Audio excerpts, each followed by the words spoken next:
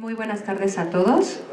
Vamos a dar inicio a la segunda sesión de la segunda mesa que se llama Intervención Directa, en esta última parte del foro anual de trabajo de la Coordinación Nacional de Conservación del Patrimonio Cultural del Área de Conservación de Patrimonio Arqueológico in situ. Nuestra primera presentación está a cargo de la restauradora, la maestra Liliana Alfaro Martínez, restauradora de la zona arqueológica de Teotihuacán, y le voy a pasar la palabra. ¿Qué tal? Buenas tardes.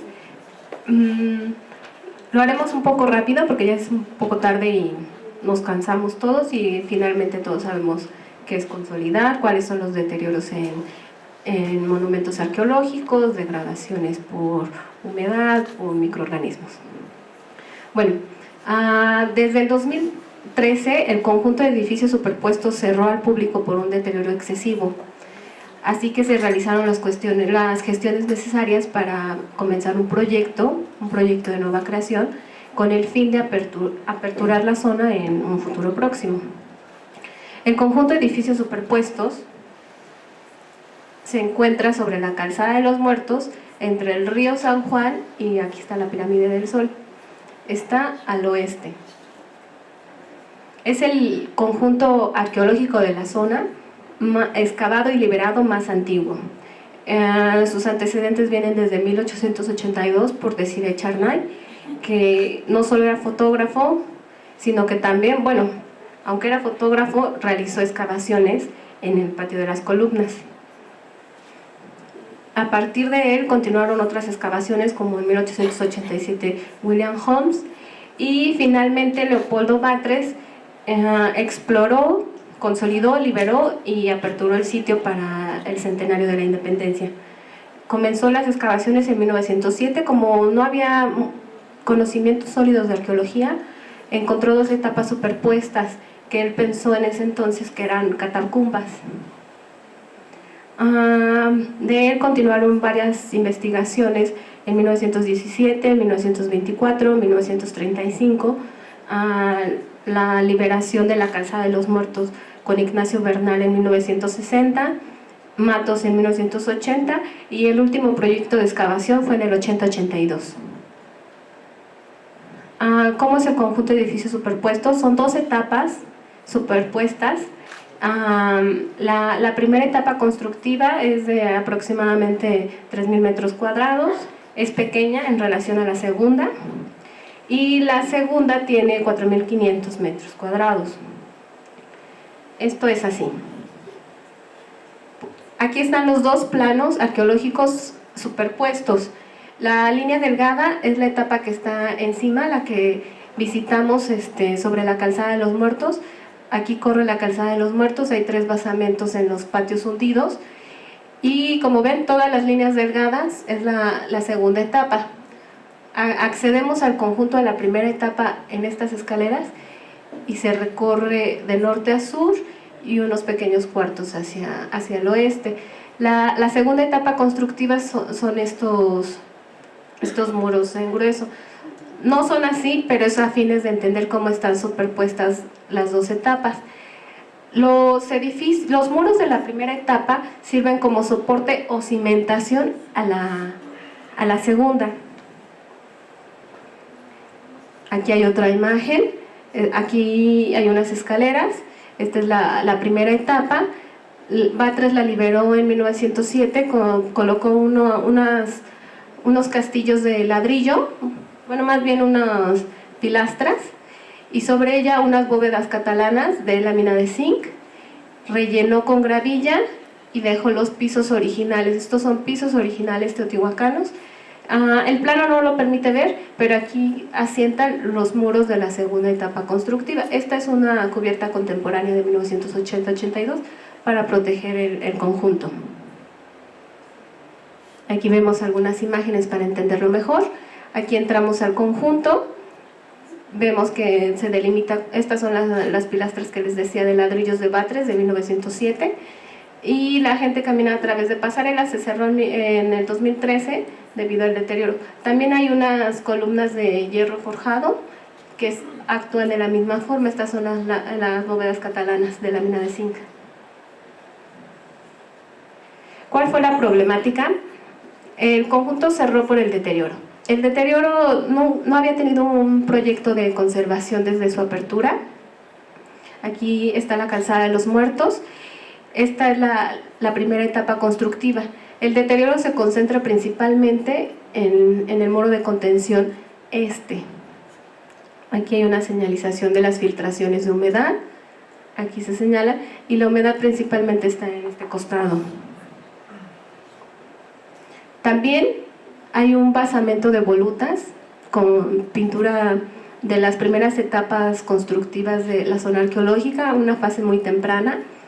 Tiene una cubierta contemporánea de los 90s, pero ya no es eficaz esta cubierta. Tienen bastantes filtraciones, goteras, que se derraman directamente sobre el basamento.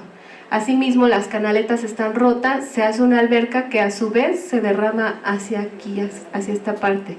Después continúa el proceso de deterioro por capilaridad y humedad relativa. Aquí se ve cómo gotea toda esta cubierta contemporánea sobre el basamento. Otra de la problemática es que observarán en la primera etapa constructiva el deterioro se manifiesta hacia este costado, hacia el muro de contención este, y algunos deterioros puntuales en el interior del conjunto. Este muro se encuentra de esta forma deteriorado por humedad aquí, porque exactamente en la segunda etapa constructiva había un hoyito así pequeño, pero permite el ingreso de humedad por lluvia. Aquí es la imagen anterior que les mostré, cómo derrama todo el agua. Esta humedad es exactamente el mismo caso que el anterior. Bueno, son los más significativos, todo el conjunto está de esa forma, pero si ustedes suben a la segunda etapa, toda la acumulación de tierra, lodo, musgo no permite saber qué hay hasta que se limpia y se ven pequeños hoyitos. Y el plano anterior era solo de la primera etapa. Aquí está la segunda etapa superpuesta a la primera, donde permite apreciar que si aquí está nuestro deterioro en todo este muro, tenemos que actuar en esta zona. Bueno, y aparte de que este ya es un problema que se debe canalizar a la dirección de obras para que se solucionen los problemas de la cubierta contemporánea. Así que en el dictamen preliminar observamos que el deterioro se presenta principalmente en esta franja y hay que solucionarlo a partir de la segunda etapa constructiva. La propuesta fue detener o mitigar las causas de deterioro de la humedad por filtración y conservar los acabados decorativos de la primera etapa.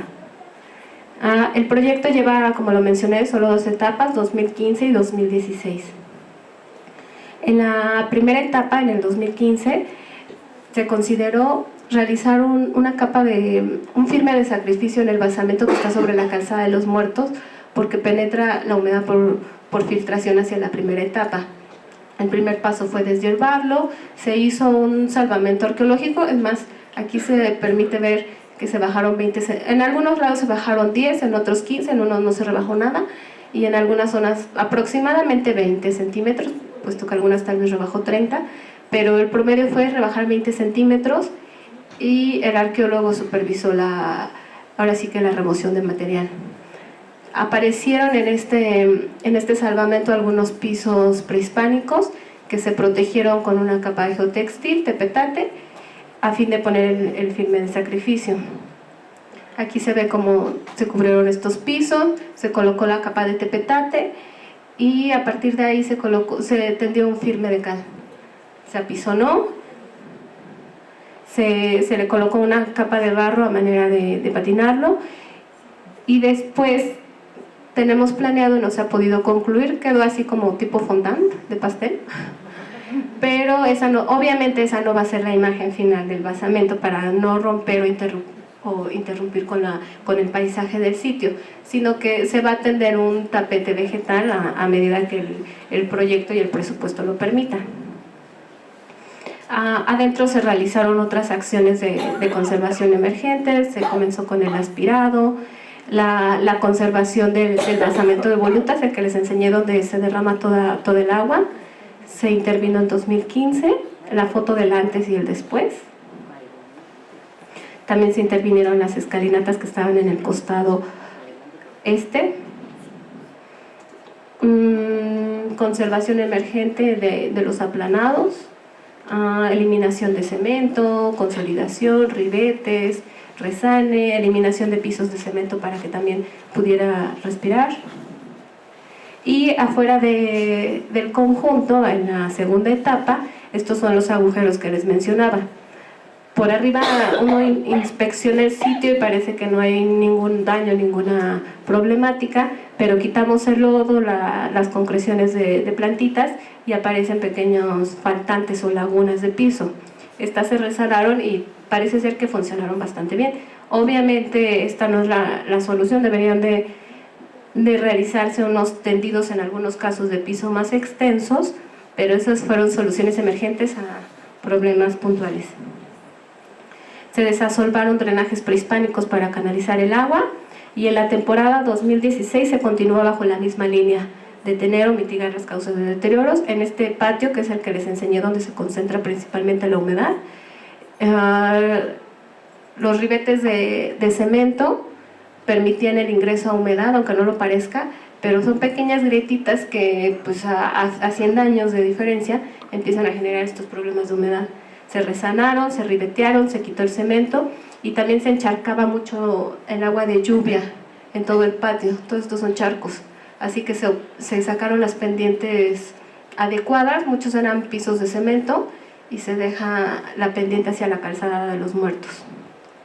Los otros charcos que no se podían resanar, se les hizo un desagüe a canal abierto, también para extenderlo a la calzada de los muertos. Más pisos de sacrificio, había un tubo de PVC que desahogaba supuestamente el agua de la cubierta contemporánea, pero cuando lo desenterramos estaba como una montaña, o sea, no había manera de que el agua saliera hacia la calzada, simplemente se estancaba y empezaba otra vez a filtrarse hacia la primera etapa constructiva. Así que lo quitamos, dejamos el canal a cielo abierto y le dimos ya la pendiente adecuada. Más acciones de resanes de pisos, más.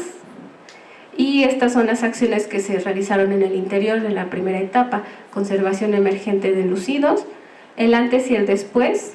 Nada más que la fotógrafa en la primera foto le tomó las pilastras y en la segunda ya mejoró la fotografía y las quitó. Es el mismo muro. El antes y el después de los acabados decorativos, que quitamos cemento y resane. Ya. Pues muchísimas gracias.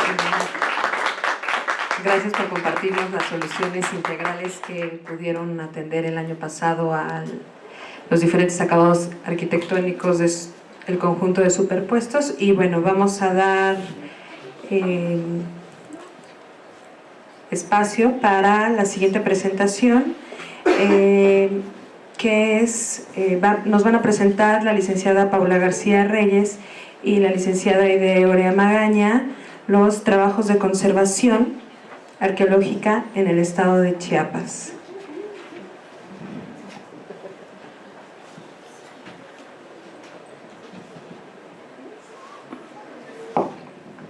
Hola, buenas tardes.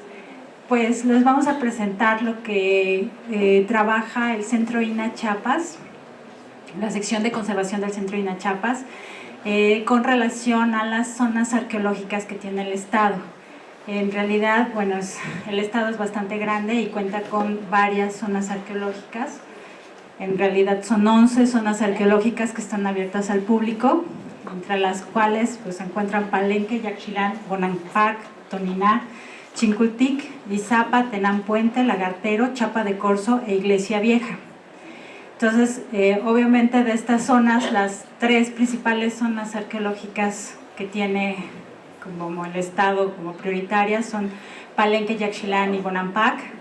y pues aparte de esas, todas las demás y otras que no están abiertas, pero bueno, el Centro INAH Chiapas trata de dar atención a todos los sitios arqueológicos dentro de sus posibilidades y bueno, obviamente en función de los recursos económicos que tiene, con proyectos de conservación que nunca son suficientes. El Centro INAH Chiapas cuenta con 2 restauradoras de base allá, bueno, con base en Chiapas. Está Aide, que está comisionada, y yo, que también trabajo comisionada ya en algunos periodos, en un tiempo que estuve varios años. Tratamos de hacer como equipo de trabajo una programación anual de cómo vamos a ir atendiendo todas estas zonas. El trabajo es muchísimo, los alcances pues a veces no son lo que quisiéramos y a veces turnamos la intervención de los sitios, un año un sitio, otro año otro sitio. Solamente estamos trabajando continuamente Palenque y algunos otros sitios que lo necesiten, y nos estamos enfocando principalmente a intervenciones de conservación preventiva, conservación ya directa, restauración y mantenimiento.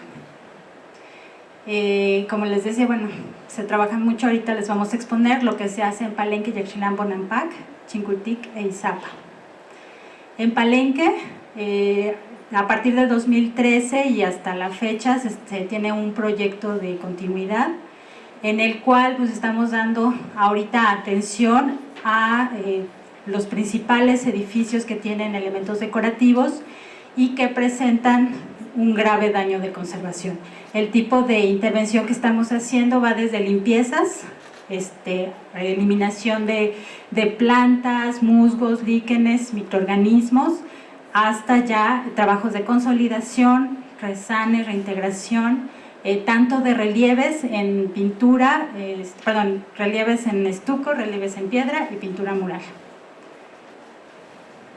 También estamos atendiendo algunas, la tumba de Pacal, el templo de las inscripciones, pero esa es otra conferencia que viene más adelante.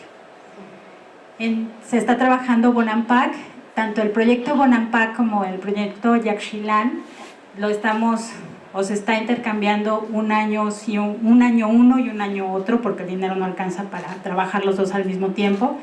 En el caso de Bonampak, se está trabajando en el Templo de las Pinturas, es el edificio 1, y en el cuarto 3.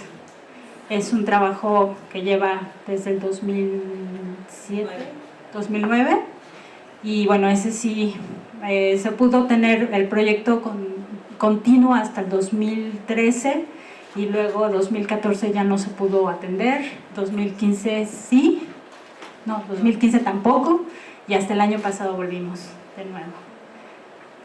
Es un trabajo, pues bueno, sumamente minucioso. En la pintura tiene varias intervenciones de restauración, todavía tiene capas de sales.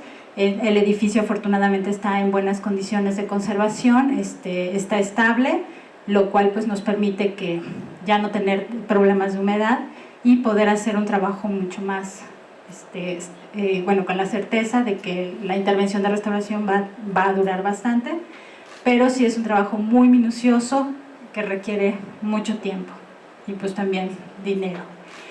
Además del trabajo que se hace en las pinturas, se hacen trabajos de conservación en la zona, tanto para los relieves en estuco que se conservan como para las estelas.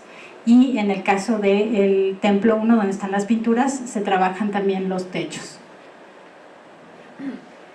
Yaxchilán es el otro sitio arqueológico grande, que ha sido muy difícil poder trabajar en cuanto a conservación, porque pues ahí es una carrera contra la naturaleza y también contra las condiciones geográficas que tiene el lugar. Entonces estamos haciendo trabajos pues lo más amplios que se pueda cuando llegan las temporadas de restauración. Entonces tratamos de intervenir todos los elementos decorativos que están expuestos y que son, bueno, altares, estelas, dinteles, escalones labrados, y pues hacemos principalmente trabajos de mantenimiento. Aquí les damos un breve ejemplo del trabajo que se hace. Son deshierves, limpiezas, reposición en algunos casos. Hay elementos que están reenterrados, se revisan cómo están los reenterramientos y se vuelve a dar mantenimiento.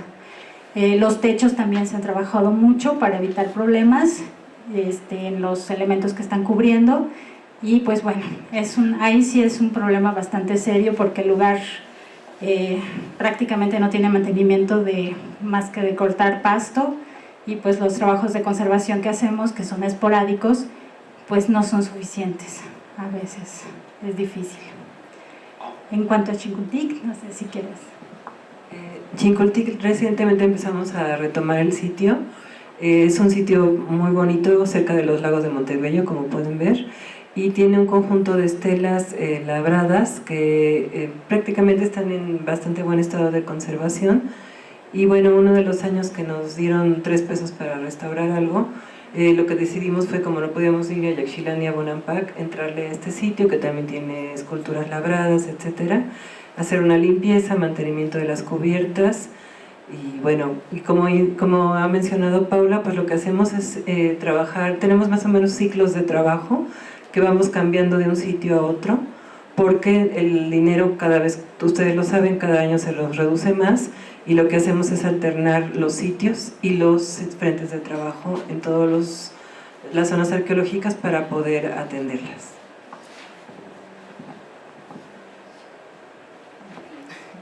El otro sitio que les presentamos es Izapa, no sé si... Perdón. Bueno, es que originalmente les digo, yo no iba a estar aquí. Izapa es otro sitio que está en la costa, ya en el Soconusco. Este es un sitio de los que están muy abandonados y muy deteriorados. Ahorita llevamos 2 años trabajando ahí, primero con diseños de cubiertas. Están, si quieres pasar la siguiente foto que tú tienes. Bueno, esta es Chincoteac, perdón. Pero bueno, no importa. Este es Izapa. También tenemos un montón de estelas en un sitio que no tiene protección legal, que pasa las 3 carreteras por en medio de la zona, y que el problema realmente es la protección legal del sitio. Entonces los custodios de ahí se han autodenominado conservadores, y son los dueños de los terrenos. Entonces, bueno, a veces nos ayudan mucho, ustedes ya saben, a veces no tanto, pero bueno, lo que hacemos básicamente es un trabajo de mantenimiento de cubiertas, modificaciones para que pase más la luz ultravioleta, haya menos microorganismos, y creo que básicamente, no sé si ya estamos con el tiempo encima. ¿Ya es la última foto? Ay, nos fuimos muy rápido.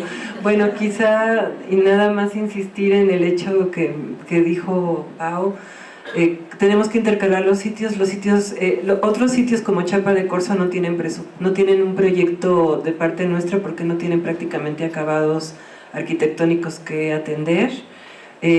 Tonina lo estuvo atendiendo durante mucho tiempo. Aquí está Mónica Vargas, ella es la que se encargó del sitio, gracias a Dios, porque la arqueóloga ella es una pesadilla.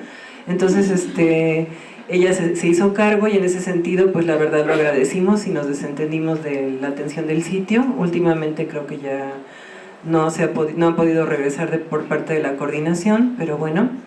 Que el otro de los sitios que estábamos, de la lista que tenemos, Palenque, perdón, se me van, Iglesia Vieja, realmente hay poco patrimonio que nos corresponda como conservadores, son estructuras arquitectónicas.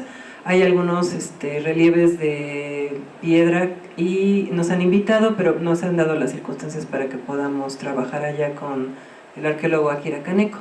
En general, los sitios están bastante bien. Lagartero es otro sitio que no ha habido mucha relación con arqueología. No hemos tenido demasiado contacto con la arqueóloga que está a cargo de ahí, y pues no hemos trabajado en él. Ciertamente no hemos podido trabajar en él.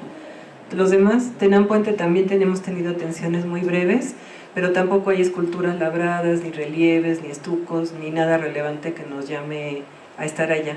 Entonces, como no solo nos toca trabajar el patrimonio arqueológico, sino también el histórico y el ya saben todo, entonces pues le damos a los sitios la atención que sea factible, y pues para no decir más burradas, pues yo creo que ya aquí le paramos, ¿no? No sé si tienes algo más que...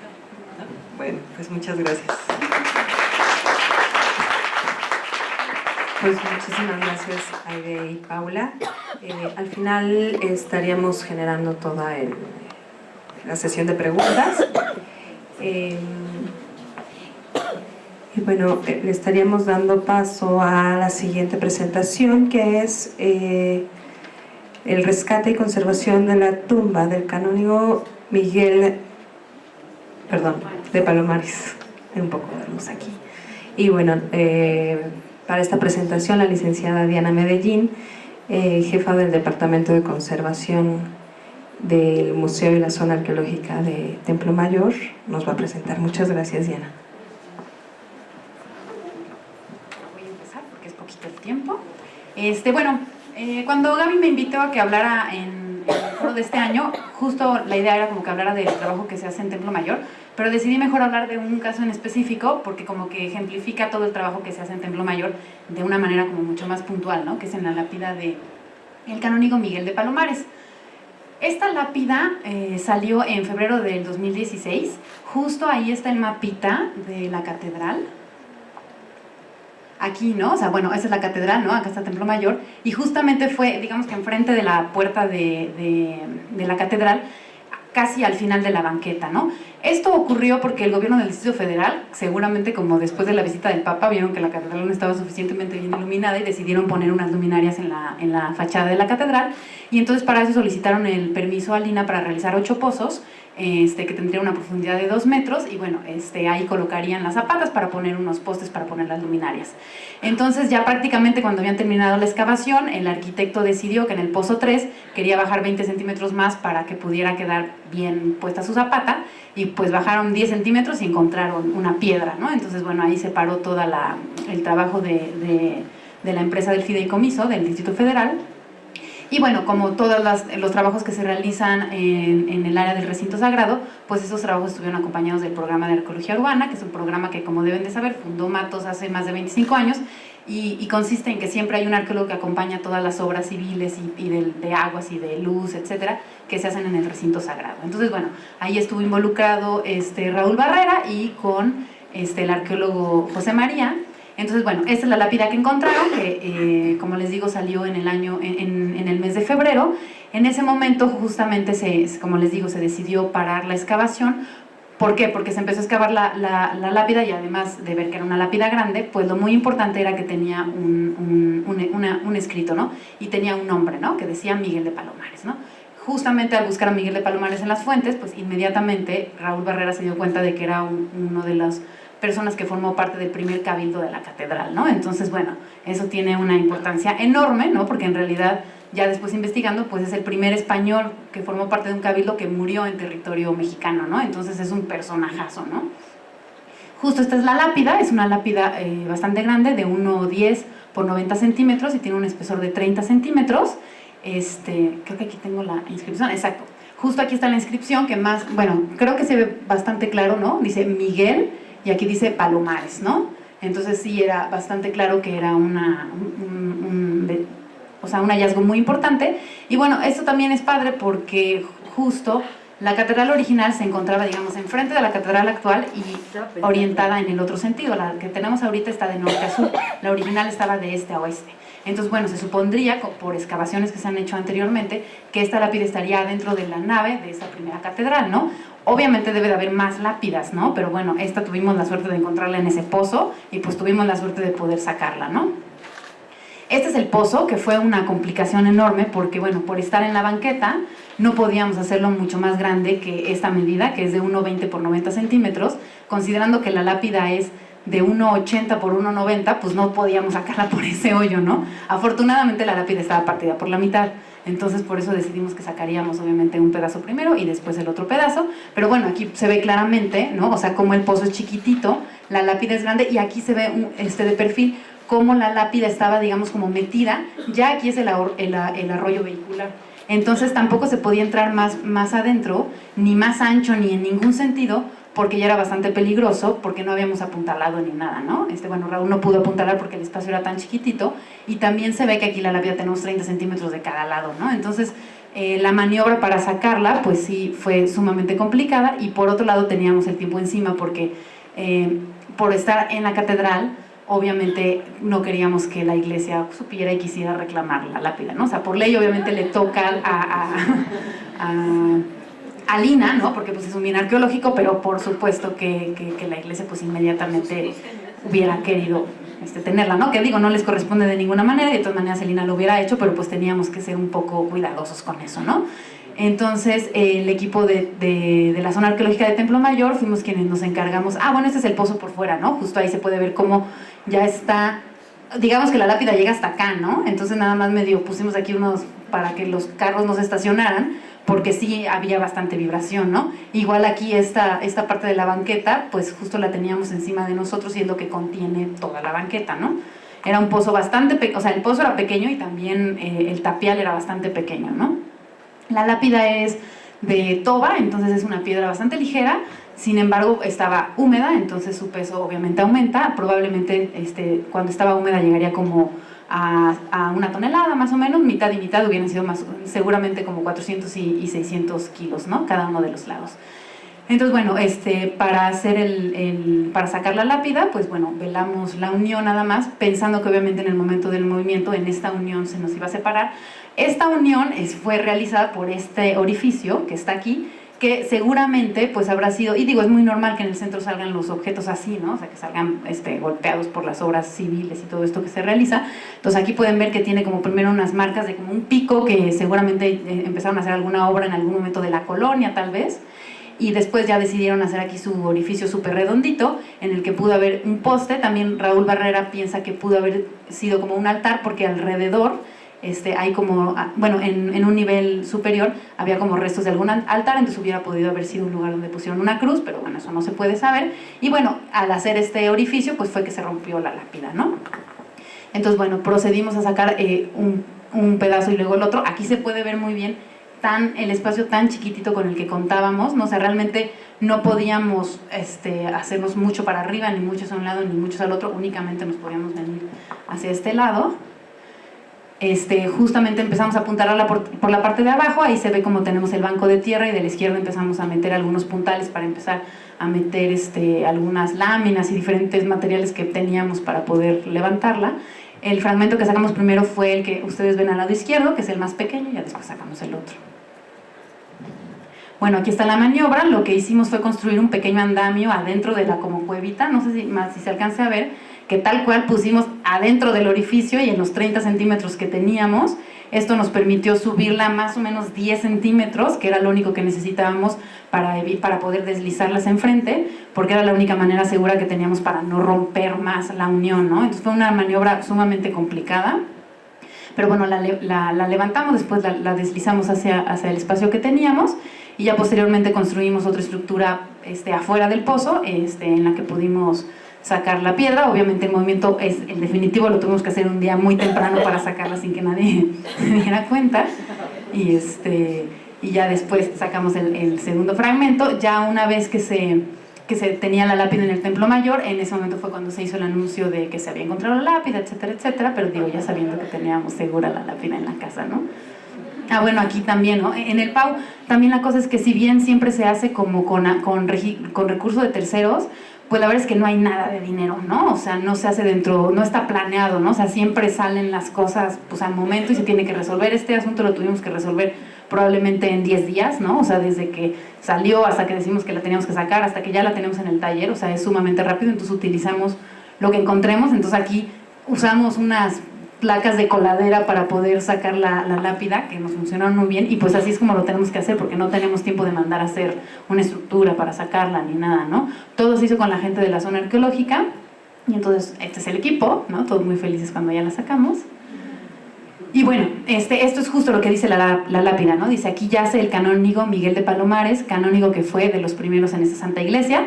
Y después aquí viene en el año, y este año no se entiende, a los años, estos dos no se entienden todavía. Pero bueno, seguramente mencionará el año en que murió, que fue en 1942, eso es lo que dicen las fuentes históricas de la catedral, a X años de edad, ¿no? Que sería a los 42 años, porque él nació en 1500.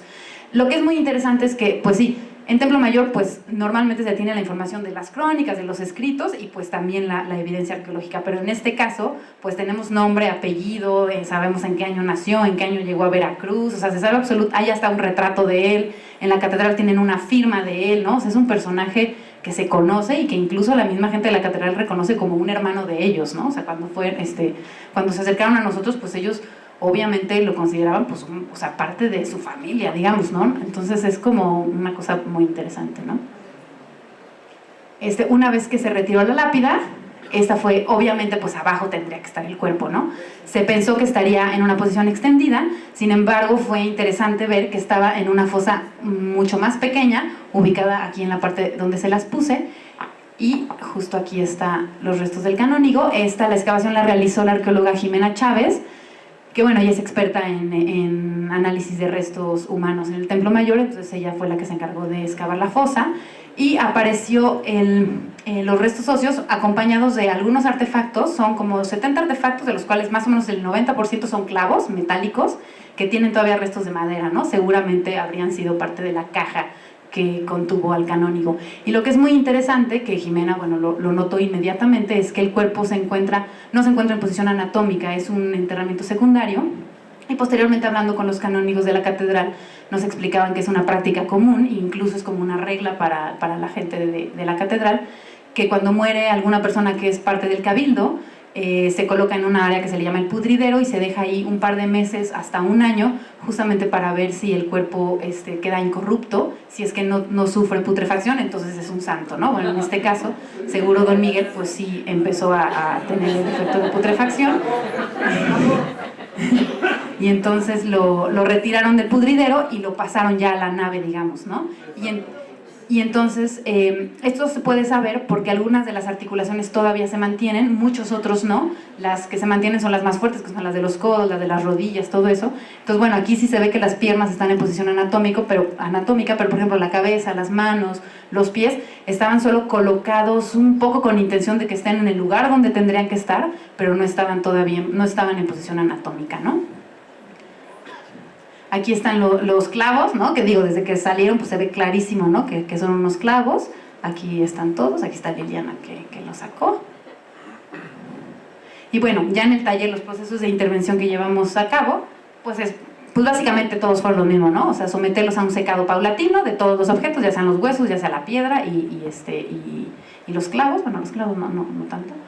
Y bueno, aquí se ve cómo fuimos haciendo perforaciones. Para la limpieza tuve el apoyo de la coordinación, que me prestaron comisionados a 3 restauradores. Ahí están 4 porque Beni ayudó unos cuantos días, pero en realidad fueron Arcadio, Mariana, Rodrigo y unos días Beni, quienes 2 o 3 meses se dedicaron a realizar la limpieza de la lápida de una manera súper detallada y puntual, porque bueno, como saben, la toba es súper suave, entonces con cualquier bisturí o cualquier herramienta un poquito más dura, pues se rayaba, ¿no? Entonces básicamente usaban hisopos y limpieza en seca y un poco con agua alcohol para retirar todo el lodo que tenía encima. En esta limpieza pues todas las letras salieron de una manera mucho más clara, muchos detalles de las letras salieron.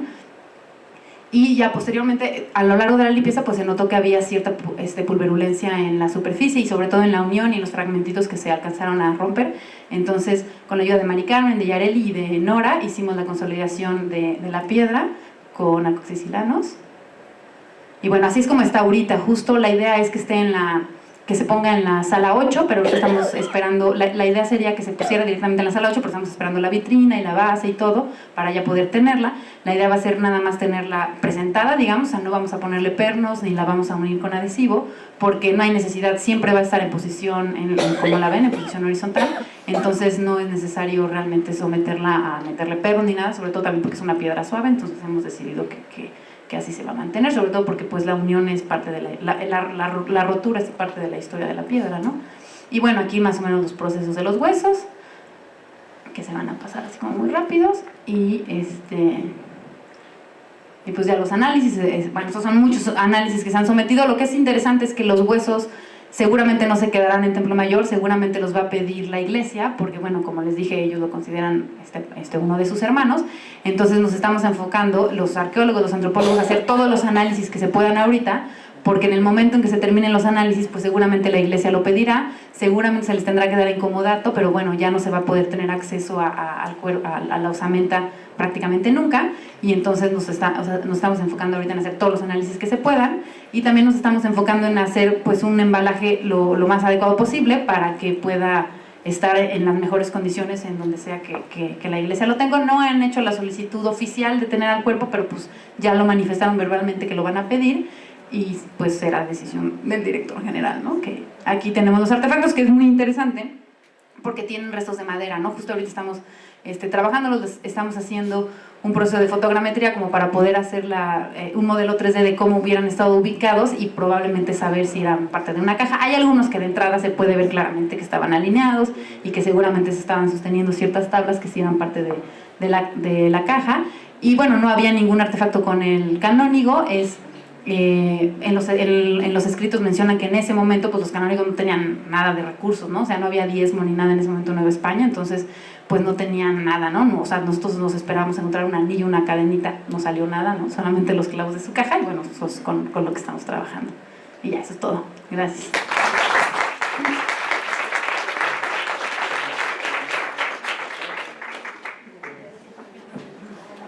Muchísimas gracias, Diana. Qué interesante trabajo el que se hace en Templo Mayor día a día, y sobre todo tienen el tiempo encima. Pues bueno, daremos parte a la siguiente presentación, en donde van a estar la licenciada Marta Isabel Tapia, profesora de la Escuela Nacional de Conservación, Restauración y Museografía, y nuevamente tendremos a la licenciada Paula García para que nos puedan presentar la tumba de Pacal, un reto de conservación. ¿Cuál es la situación actual que guarda la tumba de Pacal en Palenque? Principalmente en función del estado de conservación que ahora presenta.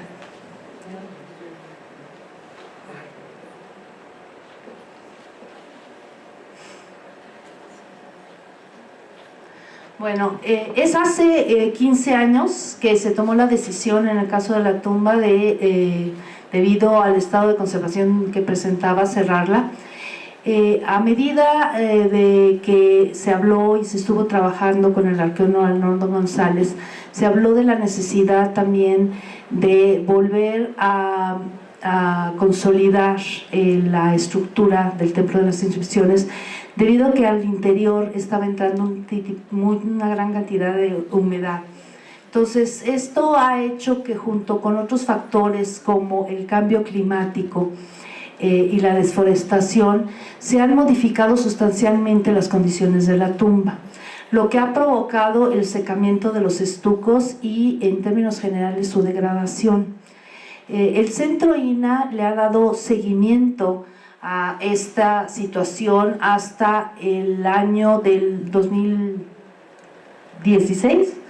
Hasta el 2016, en enero, se hizo el último monitoreo de la situación, y esto empezaron a darse cuenta que estaba llevando a un secamiento de la problemática.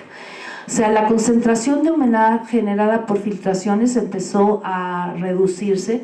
Sin embargo, estamos hablando que en la cripta en el 2015, en el 2005, cuando tenía otras condiciones de conservación, tenía una gran cantidad de humedad, tenía filtraciones en distintos sitios, filtraciones que variaban en grado, y algunas veces eran movibles. Estas filtraciones se dan más en unas zonas que en otras, y esto hizo, por ejemplo, que fuera importante estudiar estas condiciones y las características que tenían los materiales, de lo que se desprendió un proyecto de investigación que llevó a cabo conjuntamente la Coordinación Nacional de Conservación junto con la escuela. En ese entonces trabajaron tanto Javier Vázquez como María de la Gracia Ledesma para llevar a cabo los análisis que pudieran determinar cuál es el estado de conservación de esos estucos. En términos generales,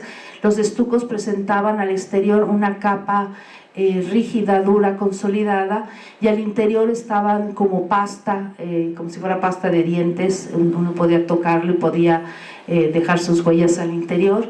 Esta estructura, digamos, el estuco no presentaba ningún tipo de alma, presentaba esta situación que les decía pastosa, y también se veía que la carbonatación al exterior había hecho capas sumamente duras, y teníamos la presencia también de estalactitas y estalagmitas en algunos de los sitios.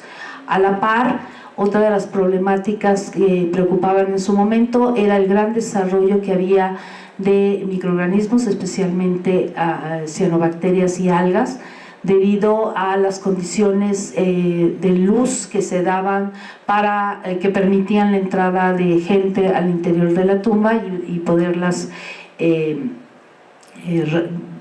a ver la tumba al interior. En ese entonces todavía teníamos visitas de gente a ello.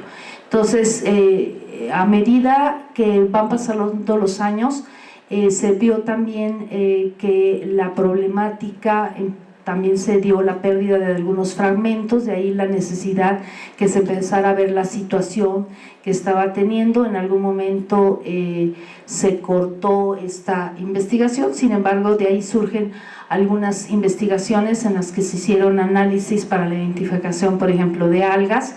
Se hizo también algunos análisis, se hicieron mediciones de temperatura, y se pudo ver, y se tomó la decisión ahí, que las algas estaban desarrollándose en condiciones no comunes, que era importante reducir la visita al interior para poder tratar de ir reduciendo el crecimiento de estos organismos. Debido al estado de conservación que presentaba el material, no podía aplicarse ningún tipo de proceso de limpieza porque se corría el riesgo de alterar a los estucos. También la coordinación hizo en otras temporadas, junto con Dulce María Grimaldi, algunas investigaciones sobre microorganismos junto con la UNAM para hacer la identificación de estos. En el caso de los estudios que tenemos, María de la Gracia Ledesma, junto con Javier Vázquez, también Marisabel Villaseñor también hizo algunos estudios sobre esto, y se contó con toda la información, que fue también importante porque en ese momento hubo una recopilación de información para poder determinar las características. Sin embargo, pues al final de cuentas se llevaron, a pesar de que se hicieron una serie de análisis, como análisis cuantitativos a la gota, difracción de rayos X, microscopía de luz reflejada, petrografía, microscopio electrónico de barrido, espectroscopía de dispersión de rayos X y fluorescencia de rayos X y pH, pues se contó con todos estos análisis que se hicieron. Sin embargo, dentro de los resultados que se pudieron obtener en ese momento, se vio que tenía en los estucos una gran cantidad de magnesio como hidróxido, y que además había también la presencia de bursita, por ejemplo, que hacía en algunos casos imposible que se diera la carbonatación al interior de los estucos. En ese momento también se logró identificar que teníamos arcillas mormorilloníticas, ilíticas y fierro, como compuestos secundarios que hacían que también esos materiales absorbieran grandes cantidades de humedad, y entonces por eso es que estaba en el estado que tenía, además de que aumentaba el volumen. Más también la presencia de cloruro de sodio y cloruro de potasio, que se encontró en pequeñas cantidades. En el caso de las costras exteriores se pudo determinar que era carbonato de calcio, que estaba completamente endurecido, fraguado, pero este mismo impedía el fraguado al interior de los estucos. La hipótesis que en ese momento se planteó fue que existían calizas dolomíticas con un 35% de magnesio, que era lo que provocaba que estuvieran en ese estado de conservación, porque en ese momento había muchas hipótesis de que si los estucos no habían carbonatado nunca, que se habían hecho y inmediatamente se había cerrado la tumba, y entonces que era un problema principalmente de la falta de CO2 del aire para llevar a cabo el proceso.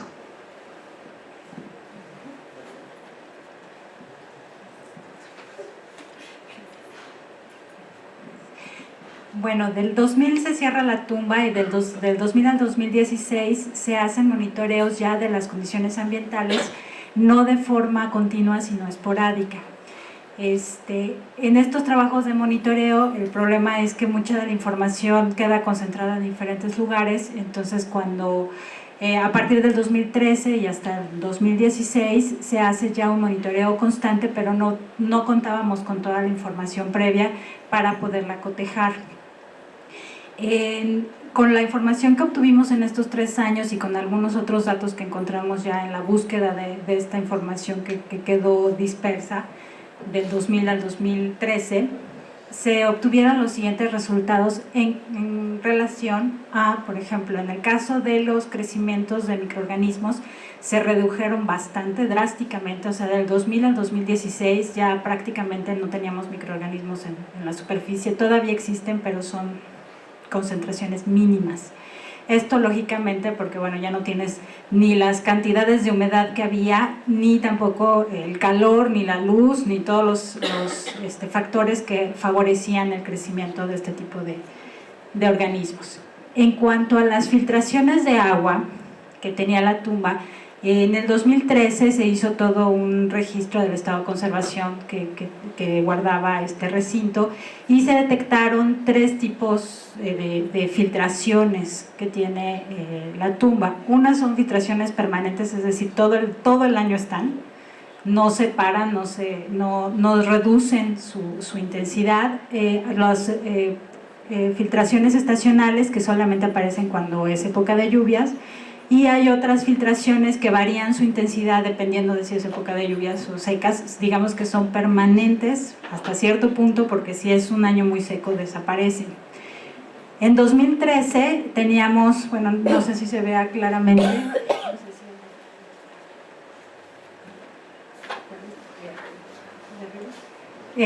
teníamos, por ejemplo, estas no se ve muy bien, pero bueno, están por colores. Las azules son las permanentes, las verdes son estacionales y hay unas moradas que son las que varían dependiendo de la intensidad de la época de lluvias. En 2013 estas fueron las que se registraron, que fueron bastantes, pero ya para 2016 cuando regresamos a checar las condiciones de la tumba a mediados de año, más o menos agosto, septiembre, nos encontramos con que el recinto estaba sumamente seco y las filtraciones habían bajado muchísimo. Algunas filtraciones permanentes desaparecieron, otras continúan, las estacionales no se registraron y algunas que son variables pues estaban pero con muy poca cantidad de agua. Eso pues bueno, nos llamó mucho la atención y nos preocupó, ahorita les platicamos por qué. En cuanto a las condiciones de humedad relativa y temperatura, todas las mediciones que se hicieron continuamente durante 3 años nos arrojaron resultados que pues ya prácticamente las condiciones ambientales de la tumba son sumamente estables. La humedad relativa fluctúa entre el 95 y 99% a lo largo del año. Y la temperatura está entre los 23 grados centígrados y los 26. Entonces no tenemos variaciones como muy drásticas o que sean preocupantes. En cuanto al problema de secado que tiene la tumba, nosotros lo estamos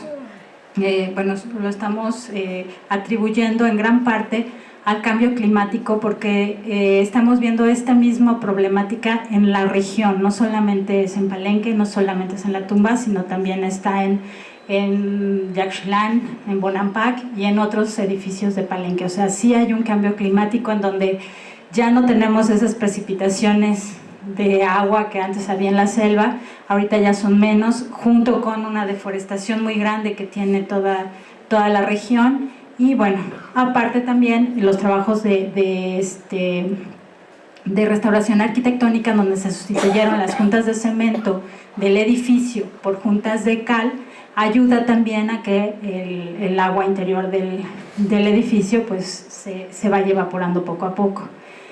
¿Cuál es el problema que se está presentando? Bueno, el problema es que al momento, ya con toda la primera parte que claramente que explicó Marta sobre el tipo de material con el que están manufacturados los relieves, pues tenemos un material que necesita tener una cantidad de agua para mantenerse estable. Al momento en que se empieza a secar, se empieza a contraer y se empieza a volver pulverulento. Ya ahorita el material se está craquelando, porque está perdiendo agua, está secándose y se están formando sales entre el muro y el relieve, lo cual implica que hay un problema de empuje entre las sales al momento de ir creciendo y pudiera llegar en un momento a tirar el material original. Entonces, bajo estas perspectivas, pues nuestra preocupación principal es plantear proyectos de conservación y restauración y obviamente investigación para poder resolver este problema. Entonces, bueno, lo que sí es un hecho es que ya ahora nos estamos enfrentando a todo lo contrario, que bueno, esperábamos que hubiera que las tumbas se secara, pero ahora se está yendo al extremo, de alguna forma lo podemos decir así, se está secando demasiado, lo cual indica que pues necesitamos tomar medidas ya urgentes de intervención. ¿Qué es lo que le vamos a hacer? Para eso, bueno, se están planteando proyectos interdisciplinarios de investigación para ir haciendo todavía más estudios y proponer, obviamente, una intervención acorde a las necesidades que se está presentando. Ahora también, bueno, el problema son los recursos. Ahorita tenemos pues, en todo el instituto un problema de falta de dinero. Ya estamos pues, tratando de buscar dineros por todos lados para poder continuar con estos trabajos y por lo pronto pues seguiremos con la parte de monitoreo y de registro de todas las condiciones que se están dando. Y pues así sería hasta ahorita. Muchas gracias. Buenas tardes. Nosotros vamos a hablar sobre la metodología de conservación aplicada dentro del proyecto de conservación e investigación de pintura mural de la costa oriental de Quintana Roo, poniendo como caso de estudio el edificio 1 o castillo. El edificio 1, o también llamado castillo, es el edificio más importante en la jerarquía de la arquitectura y urbanismo de la zona arqueológica de Tulum. Es el edificio más alto de todos y está situado al límite del acantilado, dando la espalda al mar Caribe. En la foto podemos ver ubicado el castillo. Tanto en el templo superior como en lo que se conoce como el pasillo abovedado, localizado en la escalinata, en la cual más adelante se hablará sobre ella, se conservan vestigios de pintura mural, los que son parte del objetivo de estudio y de intervención del proyecto del que formamos parte. Esta presentación pretende describir la estrategia de investigación y de conservación que se emplea en este edificio, la cual es congruente al objetivo y a las metas del proyecto. Para ello, el estudio diagnóstico y documentación se ha dado a lo largo de varias temporadas, principalmente enfocado a dos aspectos, al arquitectónico y al de la pintura en sí. A través del estudio del mismo edificio y por medio de levantamientos arquitectónicos, monitoreo de grietas y investigación bibliográfica y de informes, se han podido formular una hipótesis acerca de la problemática del edificio y de la causa, y por consiguiente de las causas de los deterioros de la pintura.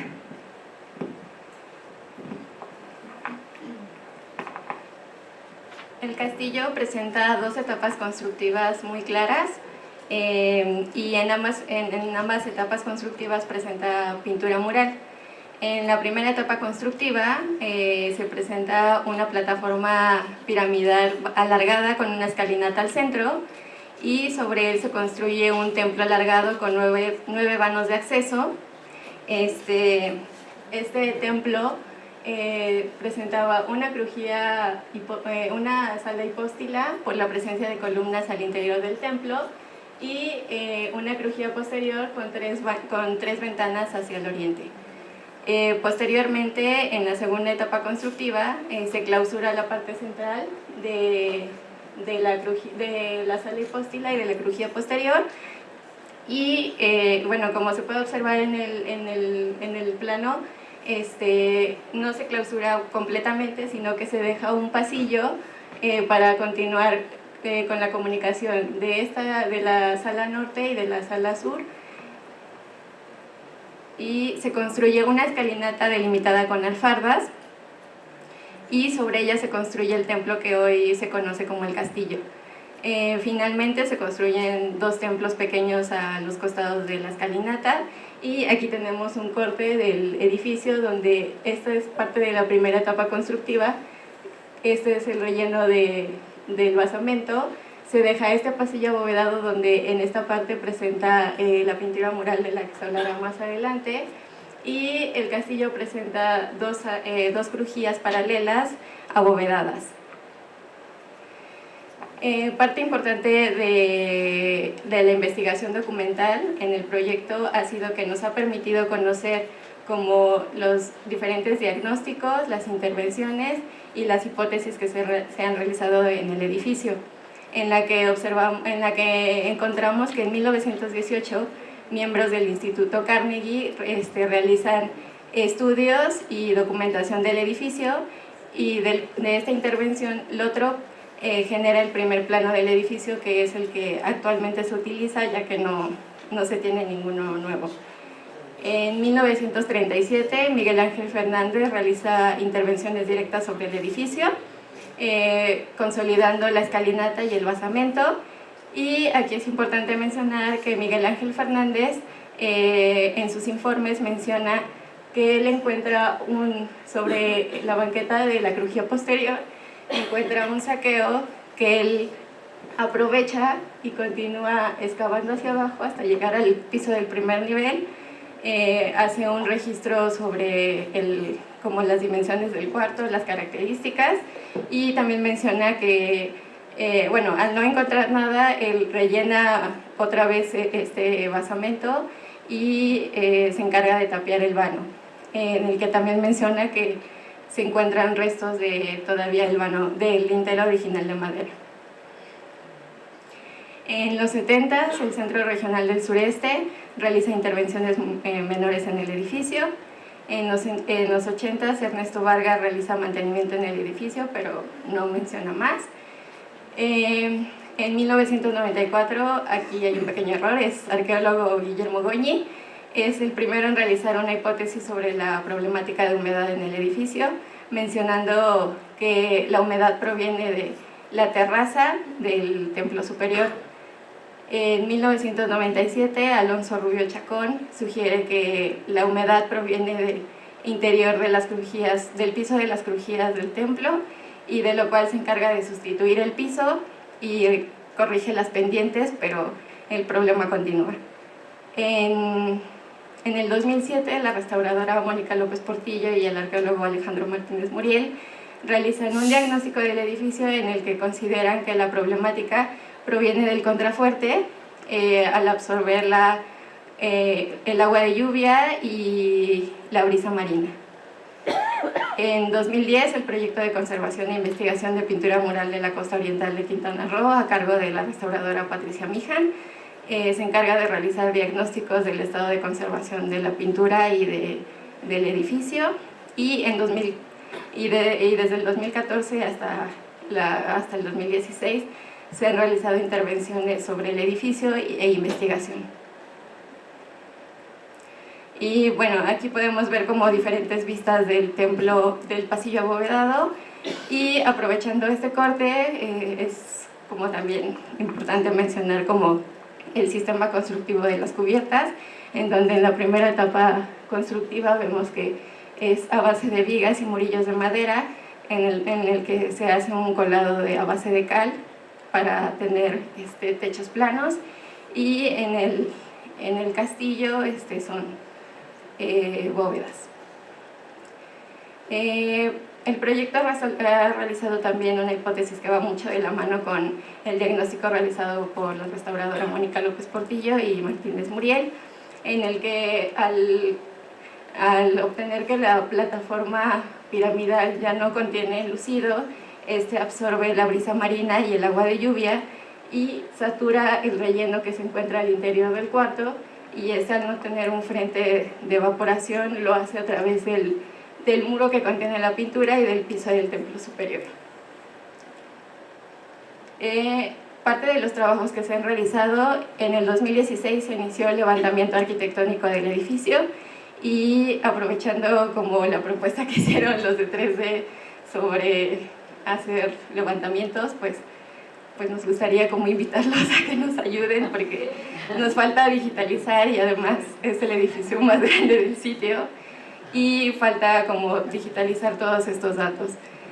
Se está trabajando en una propuesta para el Consejo de Arqueología en hacer 4 pozos de sondeo para conocer las características del relleno, y se han hecho estudios de georradar a cargo del doctor Luis Barba del Instituto de Investigaciones Antropológicas de la UNAM, y también se ha realizado monitoreo de grietas desde el 2011 y la impermeabilización de azotea del edificio, en la que también se ha observado que ya van 3 temporadas en las que se aplica y la humedad en la parte interior ha disminuido, pero de las bóvedas, o sea, como la parte del piso sigue igual, se sigue humedeciendo de la misma manera.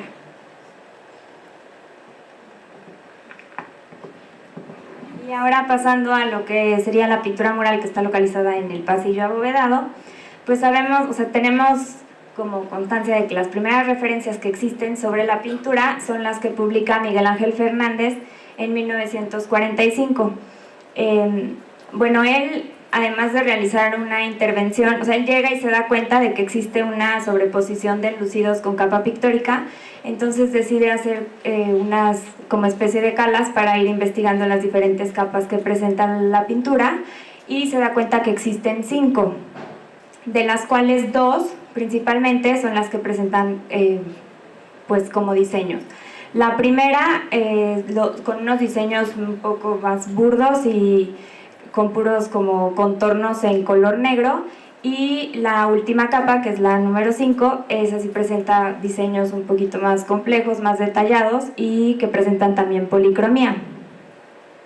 Él también, como parte de los trabajos, realiza registros y fotografías, pero los hace de forma puntual, o sea, como a lo mejor en zonas en donde había más detalles o más pinturas, eso sí los toma el registro y realizan también dibujos, pero no existe como una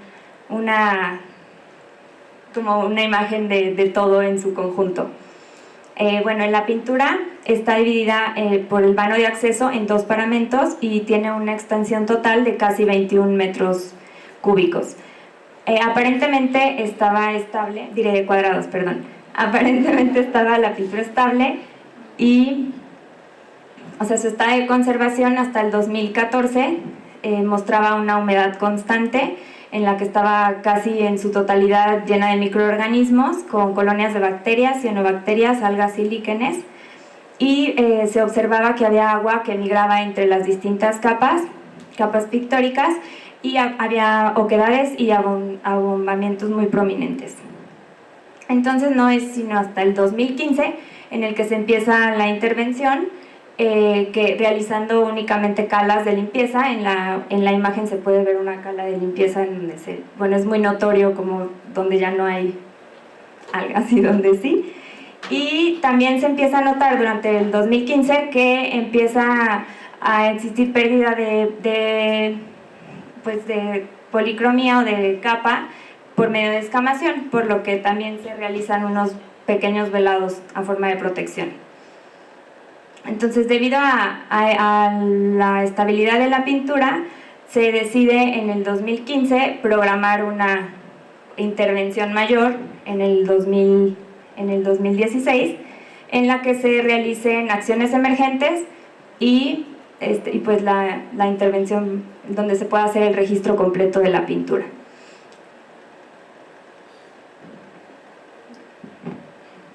Bueno, pues contemplando los efectos que podrían generarse a partir de las intervenciones arquitectónicas sobre la pintura, pues se decidió implementar una metodología de conservación preventiva, la cual consistía principalmente en la aplicación de un recubrimiento de sacrificio que protegiera a la pintura, también mientras se solucionaban los problemas de humedad, que como ya dijeron mis compañeras, pues consisten en el principal factor de deterioro de la pintura de este pasillo abovedado. Para ello, de manera previa, fue necesario realizar algunas acciones que consistieron principalmente en la limpieza, el cual, bueno, debido al escaso tiempo que se contaba durante la temporada, pues se decidió que el nivel consistiría únicamente en retirar los microorganismos y los líquenes de la superficie, ya que impedían observar los trazos pictóricos y además pues realizar el registro. También se llevó a cabo la estabilización a la par, ya que durante el proceso de limpieza se observó que algunas de las zonas se encontraban inestables, entonces las acciones que se llevaron a cabo fueron de carácter emergente y de manera muy localizada. También se llevó a cabo el registro fotográfico, el cual a partir de tomas de fotografías se realizó el mosaico. Y bueno, la importancia de este registro radica en que los registros anteriores con los que se contaba únicamente son de elementos aislados y no de la pintura en su totalidad. Por lo tanto, este registro representaría el primero que contempla toda la pintura. Bueno, también este registro nos permite tener una comprensión global de los distintos estratos pictóricos, así como del estado de conservación. En esta diapositiva pues pueden observar en la parte de arriba el mosaico fotográfico antes de la limpieza y abajo un avance, porque todavía no está finalizado, del mosaico fotográfico ya después de la limpieza al nivel en que se dejó, ¿no? Bueno, al finalizar estos procesos se llevó a cabo la colocación del recubrimiento.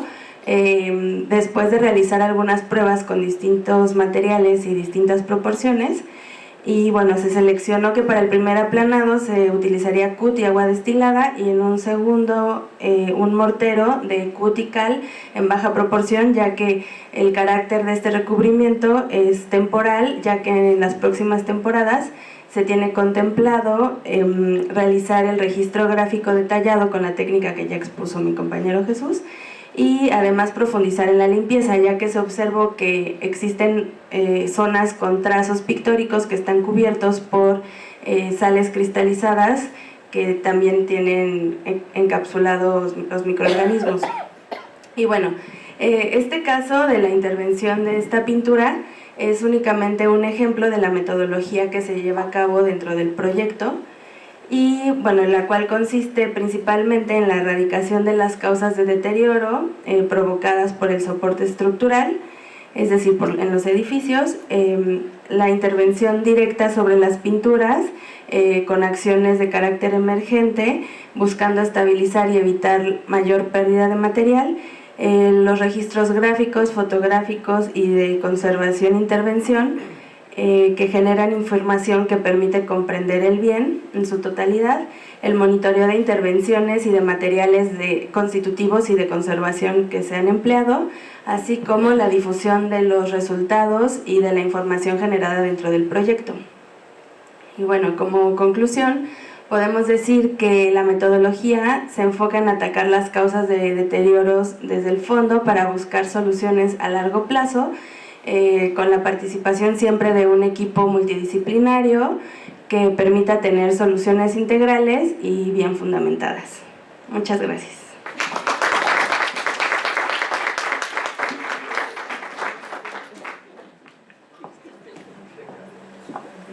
Ok.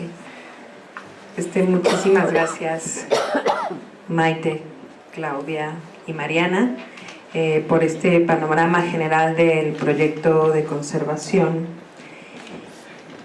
e investigación de la pintura de la costa oriental de Quintana Roo.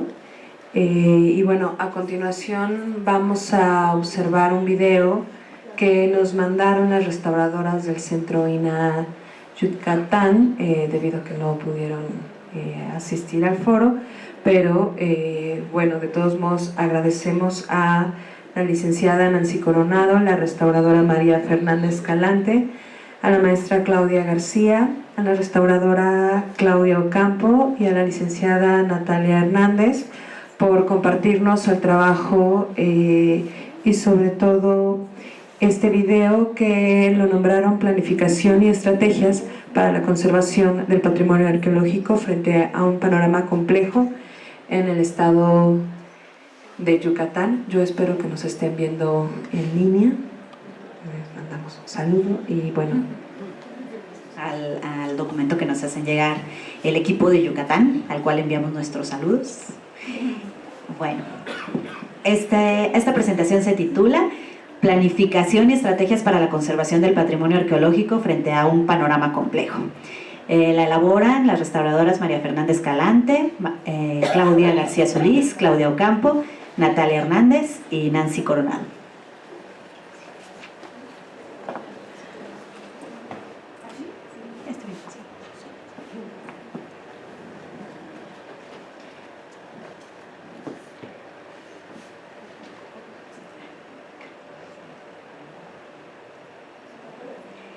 En 1972, el INA inauguró su Centro Regional del Sureste,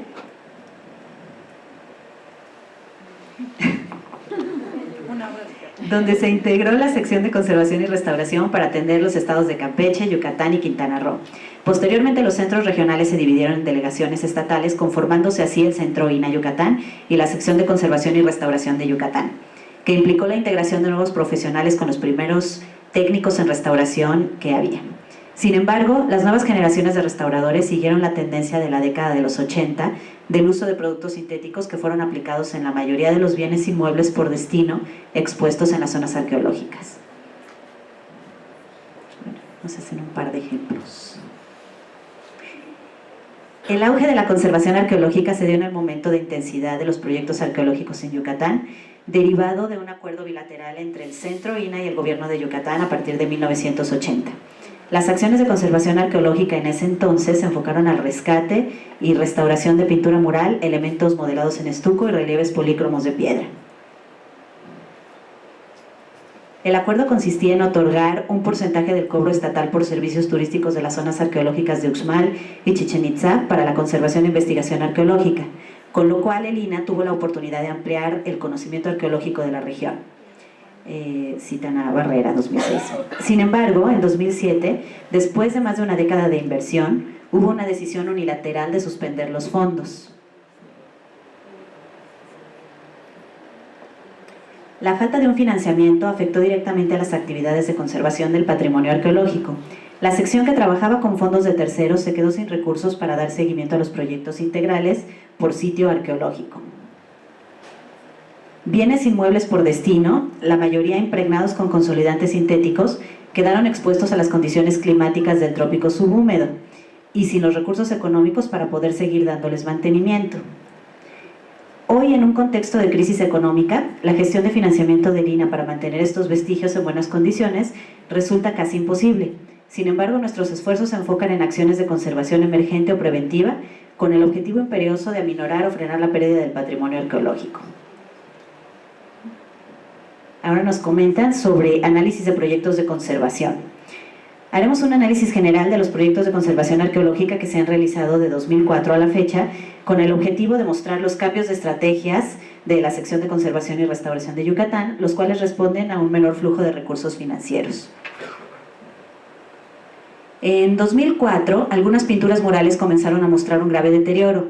La sección de conservación y restauración de Yucatán obtuvo fondos para la realización de proyectos específicos de conservación arqueológica, por ejemplo, la pintura mural de los sitios de Mayapán, Chichén Itzá y Chacmultú. Los principales problemas de deterioro eran el uso generalizado de polímeros sintéticos, la degradación de los materiales de restauración y, en algunos casos, intervenciones deficientes. La sección de conservación y restauración comenzó a plantear proyectos específicos para solucionar problemas latentes de deterioro y que a mediano plazo se esperaba que se convirtieran en programas de mantenimiento para cada sitio arqueológico. Estos proyectos de conservación cesaron debido a la suspensión de recursos otorgados por el gobierno de Yucatán al Centro INA. Por lo tanto, la dirección de la Coordinación Nacional de Conservación del Patrimonio Cultural canaliza recursos a proyectos prioritarios cuyos bienes inmuebles por destino tenían un alto grado de deterioro. En el caso particular de Mayapán, la coordinación otorgó recursos de 2008 a 2012, mientras que la zona de monumentos arqueológicos de Chichén Itzá obtuvo sus recursos de terceros de la Coordinación de Arqueología en 2007. Desde entonces no se ha podido avanzar en la conservación del sitio. Por otro lado, el proyecto de conservación de elementos modelados de estuco de Balam 2001-2016 es administrado y coordinado de manera directa por la coordinación. Durante los años 2013 a 2015, la coordinación suspende su apoyo a los proyectos de conservación arqueológica, por lo cual el marco de acción de los miembros de la sección de conservación y restauración se reduce considerablemente. Debido a la falta de gestión para obtener recursos específicos para conservación de la presente administración, nuestras actividades solo cubren acciones de conservación emergente, las cuales se realizan con el gasto básico del Centro INA Yucatán. Por ello, en 2016, 3 proyectos de conservación arqueológica de la sección se integraron con el proyecto Ekbalam de la coordinación en el proyecto de conservación, investigación y socialización del patrimonio arqueológico de Yucatán, para solventar las necesidades financieras del área, con lo cual se pudo avanzar en la conservación de los sitios de Mayapán, Chacmultún, Acanqué, y sin embargo, para el ejercicio 2017, este proyecto se desintegra y con él la ayuda de la coordinación y la sección de conservación. En consecuencia, el patrimonio arqueológico de Yucatán se encuentra en un proceso de deterioro que está directamente relacionado con la falta de atención integral y de mantenimiento constante.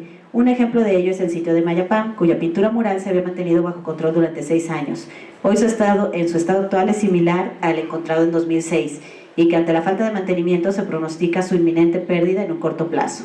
En un grado similar se encuentra Chichén Itzá, cuyas intervenciones arqueológicas en 2012 han ocasionado una cristalización generalizada en elementos únicos en relieve que conservan policromía. Frente a la pérdida del patrimonio en los sitios, se tuvo que replantear las estrategias de conservación. Ahora, en lugar de tener una visión particular, se tiene un panorama general de la problemática de conservación arqueológica de Yucatán.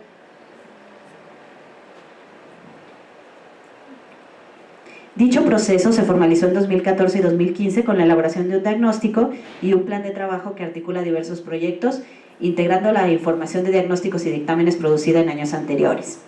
Esto fue de gran importancia para generar un conocimiento organizado y crítico y concluyó en un programa de trabajo para 2015. Este ejercicio de programación se ha repetido anualmente, con el fin de mantener actualizado el diagnóstico y planificar las actividades de la sección.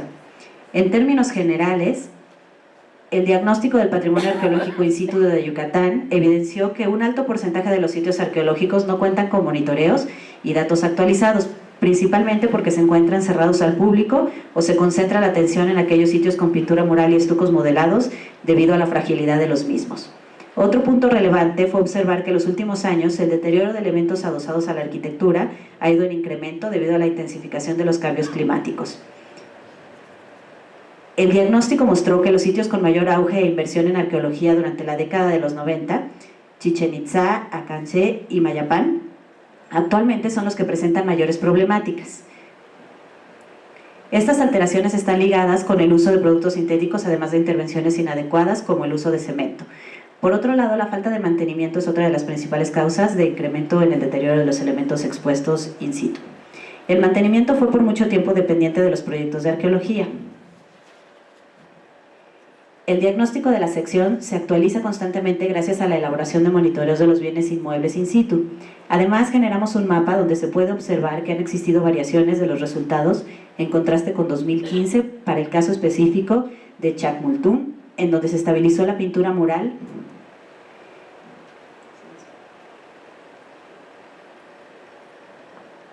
del cuarto 10 y se aplicaron recubrimientos en el conjunto Chetpol, con la ejecución del proyecto específico 2016. Con la perspectiva generada por el diagnóstico y la falta de apoyo de las administraciones locales y nacionales, los planes de trabajo anuales son regidos por lineamientos y estrategias definidos en consenso entre los miembros activos de la sección. Basados en las prioridades establecidas en el estado de Yucatán, los lineamientos definidos para el trabajo en sitios y materiales arqueológicos son: priorizar la conservación preventiva, continuar con la actualización del diagnóstico de la sección, efectuar labores de conservación emergente, aprovechar recursos disponibles en términos económicos, de infraestructura, mano de obra y materiales con los que cuenta el instituto, generar proyectos con impacto social, promover la investigación en torno a la conservación y el patrimonio arqueológico. A la par de los lineamientos, decidimos generar una serie de estrategias específicas, que son cerrar frentes en las áreas que presentan problemas constantes y que previo a una valoración es preferible mantenerlas cerradas, recubiertas o reenterradas. Monitorear y documentar por medio del registro gráfico y fotográfico, dando continuidad y unificando las fichas de todos los sitios con la base de datos de la sección. Mantener los proyectos específicos por sitio con la finalidad de realizar gestiones tanto individuales como colectivas. Instituir acercamientos positivos a los sitios arqueológicos para lograr que los proyectos de conservación tengan impacto social. Colaboración a nivel profesional entre pares, difusión a externos, además de buscar convenios de colaboración entre instituciones para favorecer la conservación del patrimonio arqueológico.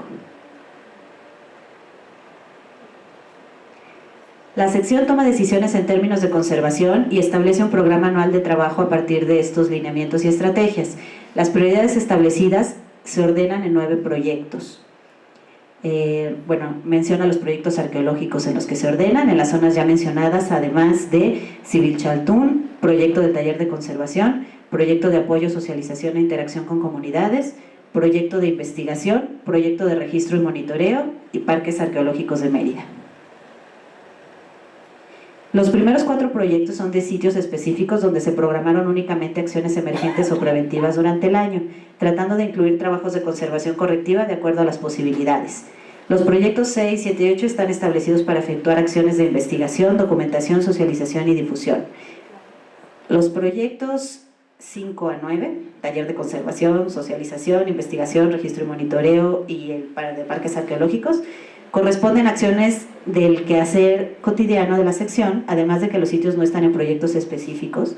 Se incluyen acciones de conservación emergente y monitoreo que se efectuarán de manera periódica como parte del proyecto de la sección.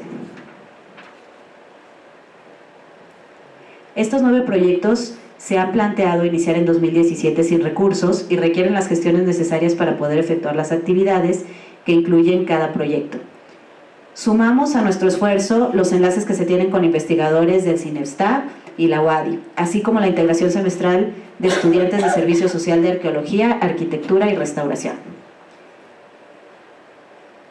Como conclusión, mencionan que actualmente la sección está enfocada a resolver problemas generados por la exposición de los cuantiosos y significativos elementos iconográficos con intervenciones de restauración mayormente inadecuadas.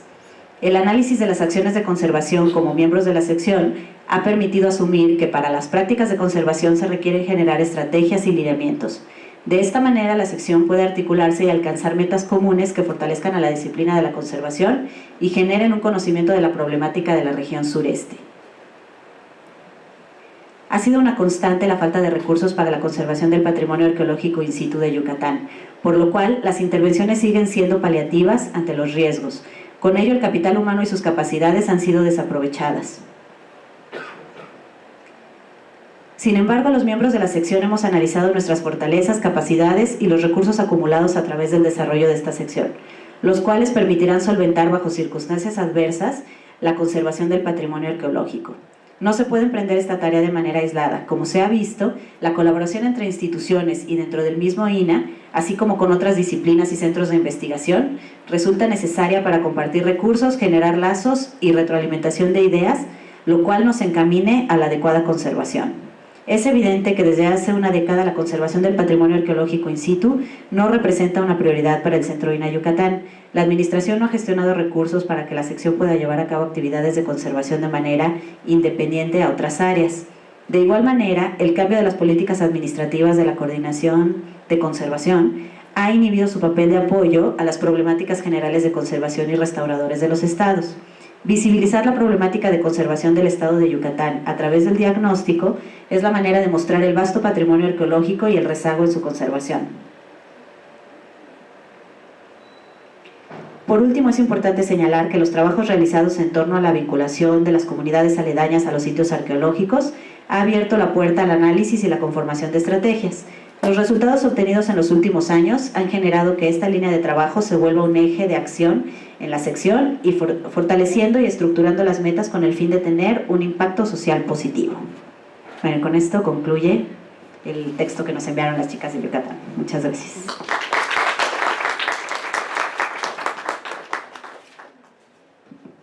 Pues muchísimas gracias, Gaby. Vamos a dar paso a la sección de preguntas y respuestas. Les comento que Claudia Ocampo va a estar en línea por si tienen también alguna pregunta específicamente para el Centro INA Yucatán. Y pues bueno, ahora sí que, ¿quién quiere ser la primera? Marta Tapia. Quiero preguntar al proyecto Tulum. ¿Me podrían explicar? Hablaron de que habían utilizado capas de sacrificio y mencionaron material. ¿Me podrían explicar qué es químicamente?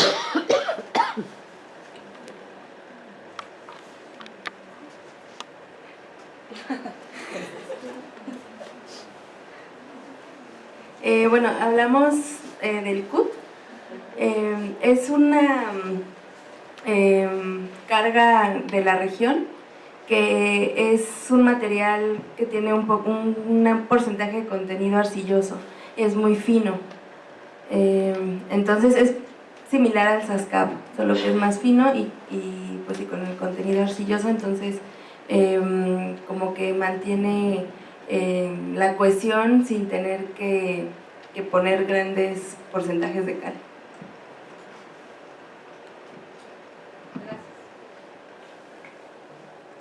¿Alguien más?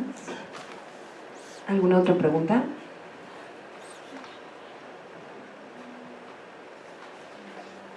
Solo por curiosidad y papel. Me imagino. Descansando. Supongo que está difícil levantar. Bueno, sí, obvio.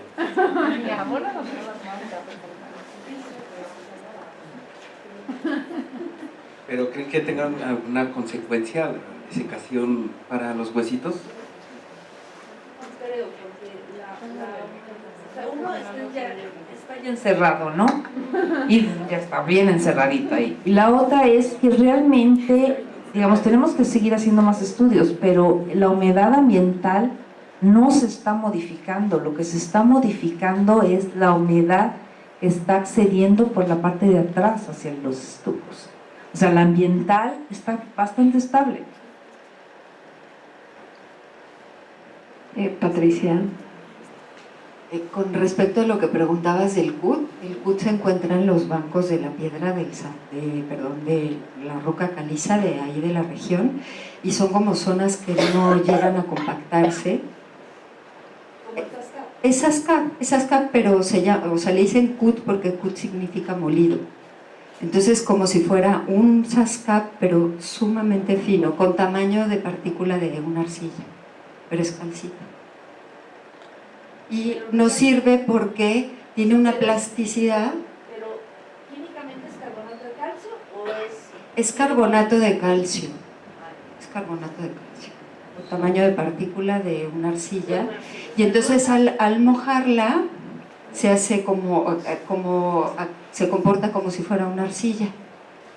Y bueno, quizá en algunas regiones sí tiene algo de arcillas, como composición, ¿no? Pero en lo que hemos analizado, el CUT que hemos usado nosotros es prácticamente calcita. Y lo usamos prácticamente como una capa de interfase para pegarla el tul, que nos protege, o sea, para no ponerle el aplanado de cal directamente sobre la pintura. ¿Y después le vuelven a poner eso con cal?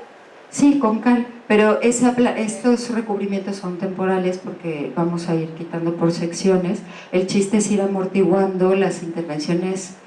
Bueno, ahorita todavía no hemos iniciado realmente con intervenciones en el edificio, pero en otros edificios sí. Entonces el chiste es ir como trabajando a la par la parte arquitectónica con la estabilidad de las pinturas. Y además que, pues un poco como lo que estaban diciendo ustedes, la verdad es que sí, a partir de hace un par de años han estado muy secos. No sé si esto es algo que va a ir progresivo, que yo creo que sí, con lo del calentamiento global, o no sabemos, porque igual y de pronto un año llueve que no, pero esta sequía sí se está notando mucho en el estado de conservación de las pinturas.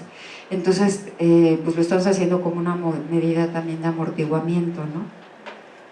Y pues finalmente yo creo que una vez que se haga, vamos a ser muy optimistas y supongamos que podemos solucionar el problema de la humedad del edificio, también va a tener un proceso de estabilización bastante largo. Entonces yo creo que vamos a tener que hacer un recubrimiento un poco más permanente, porque de hecho yo fui hace un mes y medio, y ya tiene sales este recubrimiento.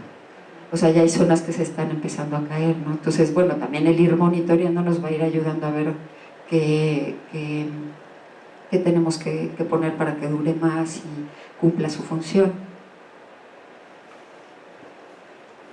Marta. También, ustedes hablaron que había líquenes al interior del túnel. ¿Están hablando, refiriéndose a líquenes en los extremos del túnel? Sí. Porque adentro no se da, ¿no?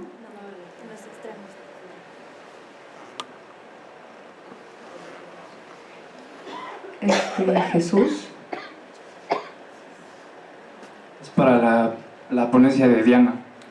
De la lápida de Miguel de Palomares se sabe, o con el pequeño pozo que se hizo, se pudo determinar como qué ubicación tenía en la planta de la primera catedral, para tener algún dato como de importancia en cuanto al enterramiento en aquella catedral, no en la segunda, por supuesto.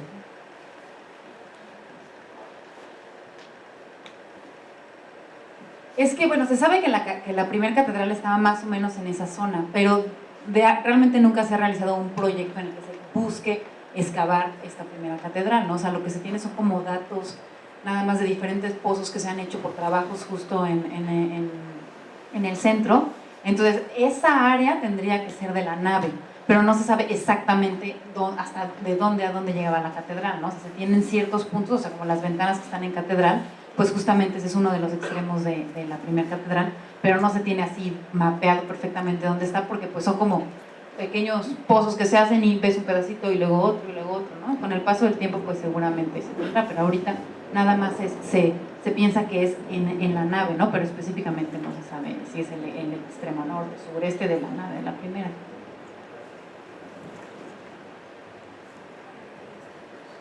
Para las... Bueno, sí, un poco para las chicas de Yucatán, pero también la jefa, jefecita, jefesota, todos. En realidad tengo una duda. Ya, no, es que han hablado mucho sobre los recursos de terceros, ¿no? Así, y parece que salvan muchas circunstancias, proyectos. ¿Cómo los consiguen? ¿A qué se refiere? ¿Son dineros que deducen a alguien de impuestos o sea, ¿de qué hablan?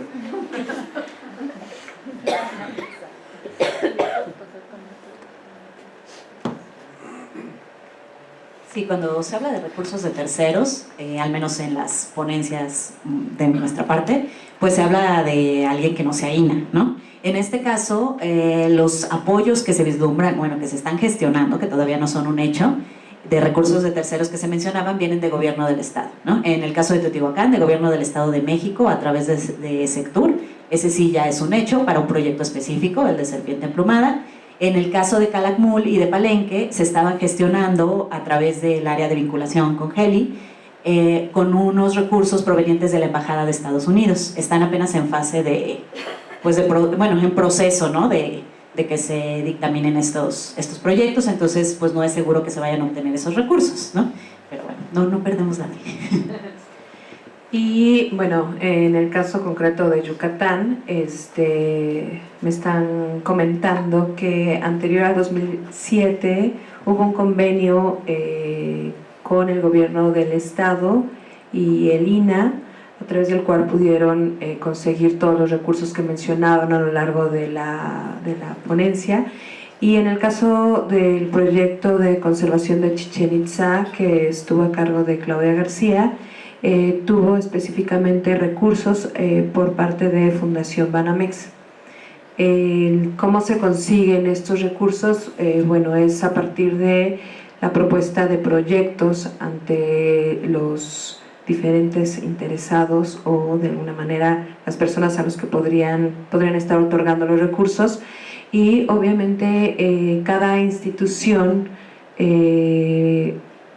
toma conciencia, ¿no?, de la necesidad de los recursos que se requieren para un objetivo en específico, ¿no? En el caso de Chichén Itzá, Fundación Banamex aportó estos recursos para atender ciertas estructuras, y bueno, estos recursos que ellos donan al instituto es justo para dar atención específica a algunas cuestiones. Mencionan también que de 2007 a la fecha no ha habido recursos de terceros, ahora se van a empezar a gestionar por parte del Centro INA para arqueología, pero todavía no tienen claridad de estos recursos que puedan conseguir para conservación, ¿no? En realidad la sección de conservación al parecer se encuentra un poco olvidada por su propio delegado. Respecto a lo de los recursos también, bueno, creo que sería importante señalar que desde hace ya, bueno, muchos años ha habido diferentes maneras de hacerse de recursos de terceros. Uno de ellos siempre ha sido los convenios, obviamente, con los gobiernos de los estados. En algún momento también World Monument Fund también ha apoyado diferentes proyectos. El problema es que parece que no hay una claridad, o sea, si no hay una claridad a lo largo de los años respecto o cómo priorizar esa obtención de recursos. Y creo que en este momento que todos estamos viendo muy cercano el recorte de los presupuestos con los cuales estamos trabajando, se vuelve como una alarma de la cual ya habíamos platicado, y hemos platicado ya en foros anteriores respecto a esto, y hemos solicitado también que se haga una campaña como de capacitación, porque no nada más Palenque, Calakmul y Teotihuacán requieren de esos recursos. Todos necesitamos aprender esa parte de gestión, que además no la sabemos porque no nos capacitaron para ello, y que se está volviendo una prioridad, además de, obviamente, la necesidad de tener una claridad de cuáles son entonces los proyectos prioritarios. Y creo que esto es algo que hemos platicado ya a diferentes niveles, y que constantemente estamos solicitando y constantemente estamos hablando de ello, y creo que sí me gustaría ponerlo sobre la mesa, porque lo hablamos en los pasillos todos los días y sin embargo no pasa nada, ¿no? Y cuando parece que va a haber una gestión de recursos, pues no es necesariamente en la cual nosotros estamos incluidos. Entonces creo que sí nos gustaría que una vez más ponerlo sobre la mesa, y una vez más insistir en que sí necesitamos aprender a hacer los recursos de terceros. Parece que es la única solución a futuro, pero necesitamos un apoyo institucional que nos ayude a todos a aprender a hacer. Claro que sí. Justo una de las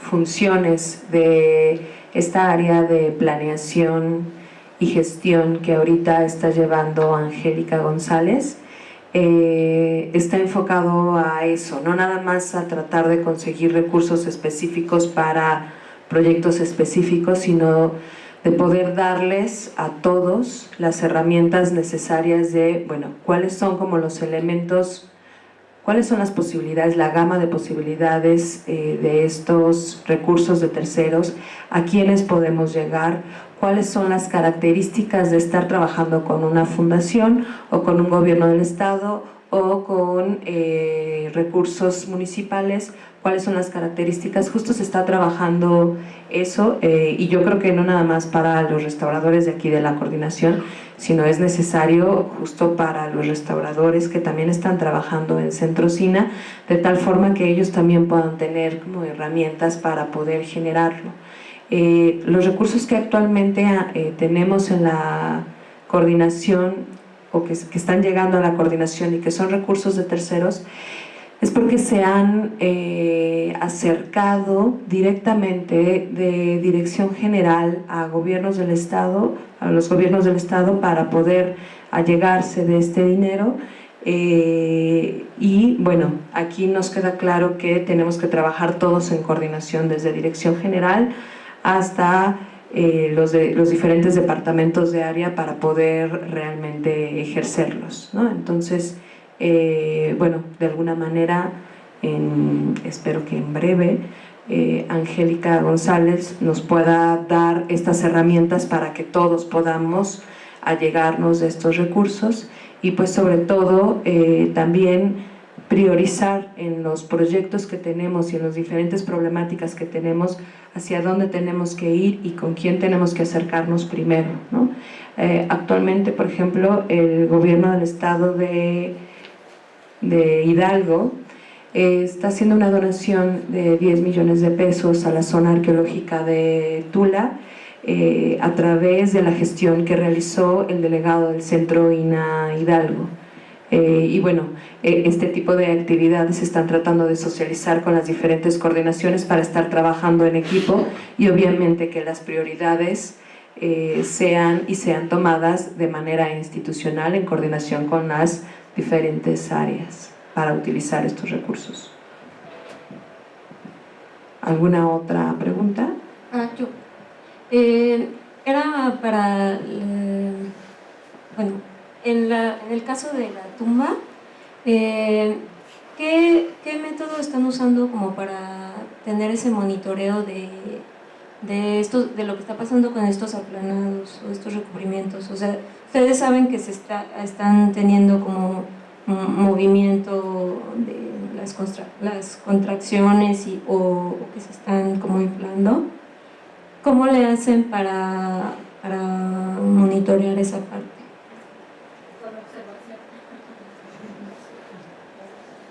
Sí, ahorita es principalmente con la observación, es mucha observación, es estar, todo inicia con un diagnóstico que se hace. Yo llego en 2013 y cuando llego, un fragmento de uno de los personajes de los Nuevos Señores de la Noche se desprendió.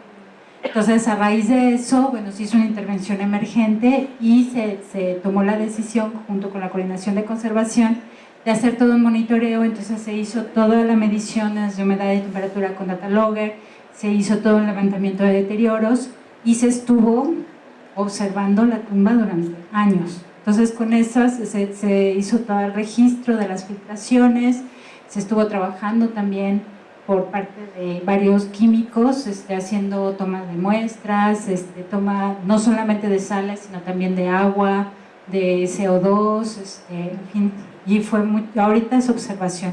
Entonces estuvimos haciendo, marcamos unos parámetros como muy, a lo mejor un poco simples, porque también el espacio, pues bueno, es pequeño, no es tan fácil también estar todo el tiempo ahí trabajando, y pues fue mucha observación y por supuesto te das cuenta de muchas cosas cuando ya conoces los espacios, los materiales, cómo están por ejemplo, cómo actúa el espacio cuando llueve, que ves que hay un incremento en las filtraciones, cómo se comportan los materiales. Por ejemplo, había rezanes que llevaban más de 5 años que se habían colocado cuando se bajó la lápida de Pacal, que se quitaron las vigas de metal.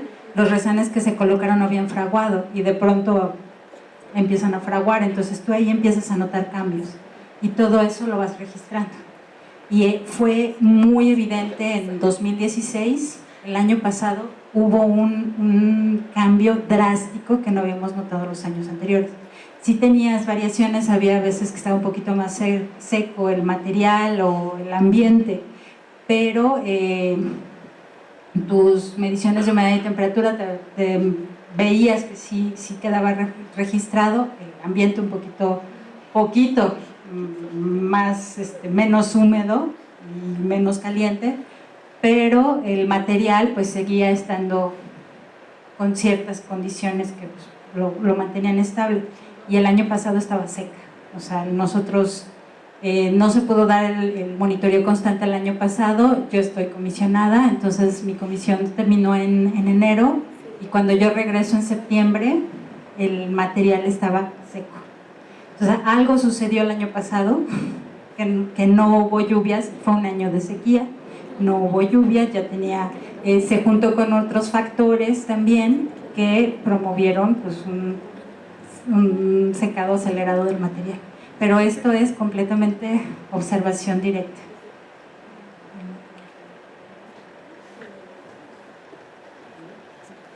Una pregunta o muchas para esta Claudia de Yucatán. Sí. Principalmente va enfocado al Museo de la Cultura Maya. Yo creo que... ¿Palacio Cantón? No, el privado o que hizo Herón. Es que está raro eso. Bueno, yo me imagino que eso tiene patrimonio arqueológico también. Sí. Incluso creo, o había escuchado que Uquit se lo llevaron para allá, pero no lo sé. Y había escuchado rumores de que el museo también quebró, pero pues no lo sé. Y por más que he preguntado, pues nadie sabe. Yo creo que Claudia debe saber. Y bueno, o sea, en el caso de que sí haya quebrado, qué sé yo, ¿qué va a hacer con toda la colección? ¿Qué va a pasar? Ella está respondiendo. Y dice que es el Gran Museo del Mundo Maya de Mérida y menciona que se llevaron toda la colección arqueológica que estaba expuesta en el museo al Palacio Cantón, ya que el museo tiene una deficiencia presupuestaria, pero no se ha declarado hasta la fecha en bancarrota. O sea, ¿ya se regresó la obra al Palacio Cantón? Se regresó parte de la colección arqueológica al Palacio Cantón, hasta lo que está comentando ella. Seguramente no es el 100%, no sé si sepa el porcentaje específico, y menciona que bueno, estaba en comodato con gobierno del estado. Como yo estuve recientemente en Mérida, sí hicieron una exposición con parte de la obra que estaba en el cantón otra vez. Como una exposición temporal. Sí, una exposición temporal, porque también hay piezas de Chichén, piezas de, no me acuerdo, Másitos, y ya. Y entonces parte de la colección que estaba en el Museo del Mundo Maya se regresó al cantón, pero nada más de forma temporal, hasta donde yo tengo entendido. Sí, afirma. Y bueno, también comenta Claudia que en Mayapán se ha visto también un gran crecimiento de cristalización de sales, que también se ha visto una aceleración justo por todas estas sequías que se están dando en la península. Entonces, bueno, yo creo que lo estamos viendo en varias zonas arqueológicas y que, bueno, parte de los problemas que actualmente en los diferentes proyectos de conservación de patrimonio arqueológico se están viendo está relacionado justo con esta alteración climática, ¿no? Que bueno, en algún momento poníamos sobre la mesa en el Consejo de Conservación y Restauración que habría que hacer un análisis muchísimo más profundo sobre este tema, el cambio climático y cómo se están viendo afectados diferentes sitios en torno a este problema. ¿Alguna otra pregunta? Pues yo creo que esta mesa fue muy enriquecedora, no nada más para compartir todas las actividades que se han estado llevando por parte de tanto restauradores de aquí de la Coordinación de Conservación del Patrimonio Cultural como por parte de restauradores del Centro SINA y algunos otros elementos invitados que yo creo que pues expusieron de manera muy clara y sintética a las diferentes problemáticas a las que nos estamos enfrentando hoy en día como restauradores, pero también cuáles han sido estas soluciones integrales que de alguna manera a lo largo de los años de nuestra profesión nos han enseñado a estar trabajando en equipo de manera interdisciplinaria y que bueno, la toma de decisión que se lleva a cabo está respaldada por todo un análisis diferentes metodologías que nos van aproximando a atender estos problemas y sobre todo a proponer medidas de conservación a mediano y largo plazo. Pues muchísimas gracias, terminamos el día de hoy y nos estamos viendo el lunes.